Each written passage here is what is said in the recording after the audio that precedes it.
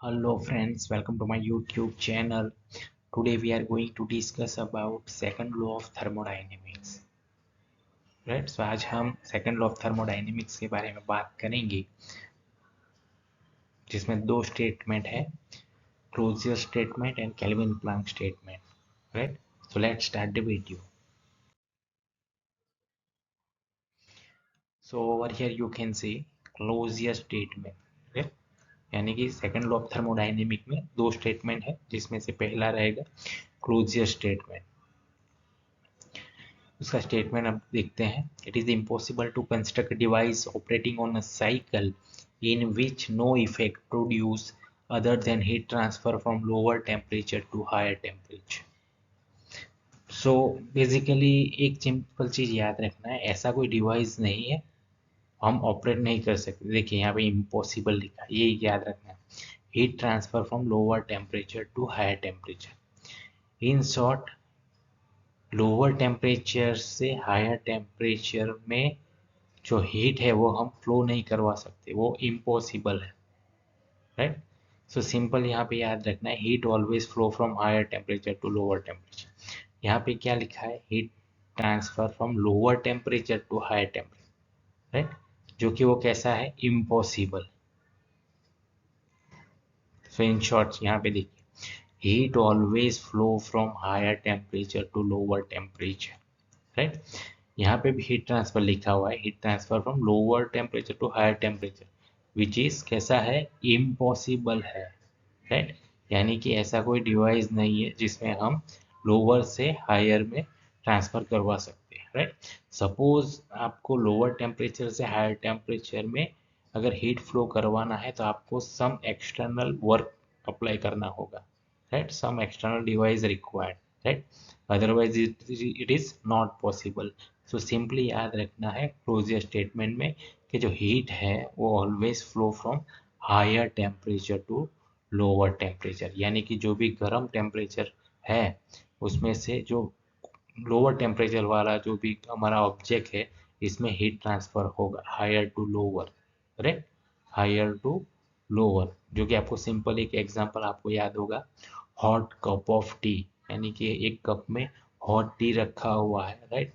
सो वो after some time क्या होगा, कोल्ड हो जाएगा. क्यों? क्योंकि जो उसका टेम्परेचर है टी का, राइट, उसके सराउंडिंग में जो भी एटमॉस्फेयर का टेम्परेचर वो कैसा रहेगा, लोअर रहेगा. यानी कि हीट जो है वो टी का जो हीट है वो किसे दे देगा, एटमॉस्फेयर को दे देगा. इसकी वजह से हमारा जो टी है वो कैसा हो जाएगा, कोल्ड हो जाएगा. यानी कि हीट कहाँ से फ्लो हुआ, हायर टेम्परेचर से लोअर टेम्परेचर. राइट? यानी क्लोजर स्टेटमेंट में impossible to construct device operating on a cycle जहाँ पे कोई भी इफेक्ट प्रोड्यूस नहीं हुआ. क्यों? Other than heat transfer from lower temperature to higher temperature. Right? यानी कि इन शॉर्ट हम क्या कह सकते हैं, heat always flow from higher temperature to lower temperature. ये याद रखना है. Clausius statement, heat always flow from higher to lower temperature. यहाँ पे देखिए, ये हमारा हॉट रिजर्वायर है, यानी कि इसका टेम्परेचर कैसा है, हॉट है. राइट? ये हमारा कोल्ड रिजर्वायर है. राइट? रिजर्वानी रिजर्वायर यानी कि one type of storage simply. Right? तो यहाँ पे हीट का जो ट्रांसफर हुआ कैसे हुआ, हायर टू लोअर. राइट? यानी कि हॉट टू कोल्ड. देखिए यहाँ पे उसको क्रॉस किया हुआ है, क्यों? क्योंकि कोल्ड टू हॉट पॉसिबल नहीं. राइट? अगर कोल्ड टू हॉट अगर आपको करवाना है तो कुछ ना कुछ उसको एक्स्ट्रा वर्क अप्लाई करना होगा, जो कि पॉसिबल नहीं है. सिंपल. यानी कि क्लोजर स्टेटमेंट क्या बोलता है कि हमारा जो हीट है वो हायर टेम्परेचर से लोअर टेम्परेचर में जाएगा. Right? Lower to higher is not possible without external device. Right? अब बात करेंगे केल्विन प्लैंक स्टेटमेंट. राइट? जो कि सेकंड लॉ ऑफ थर्मोडायनेमिक का दूसरा स्टेटमेंट रहेगा, केल्विन प्लैंक स्टेटमेंट.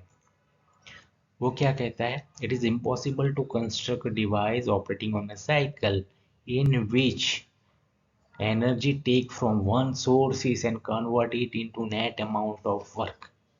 राइट? तो यहाँ पे सिंपल ये क्या कह रहा है कि सपोज हमारे पास एक सोर्स है जहाँ से हम क्या ले रहे हैं, एनर्जी ले रहे हैं. राइट।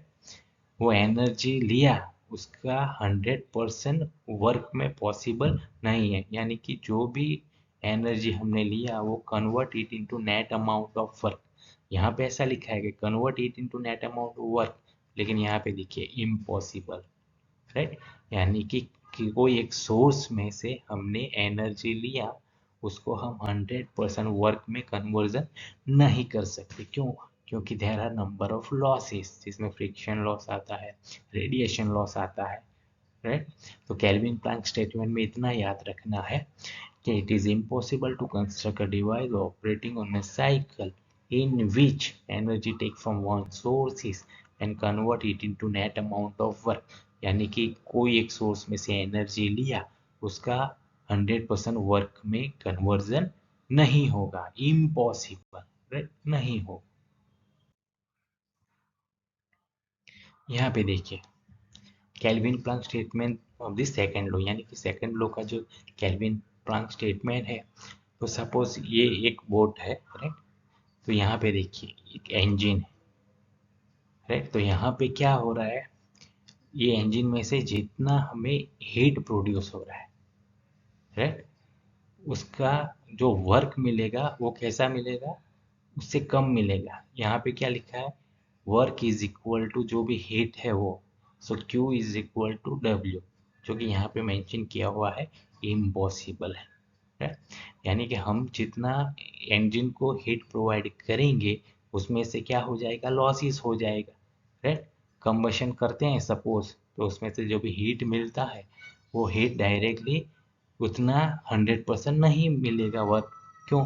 क्योंकि उधर लॉसेस हो जाएगा, जिसकी वजह से यहाँ पे जो हीट है इंजन का, Q is equal to W, यानी कि heat is equal to work नहीं होगा। यहाँ पे देखिए लिखा हुआ है इम्पॉसिबल, राइट।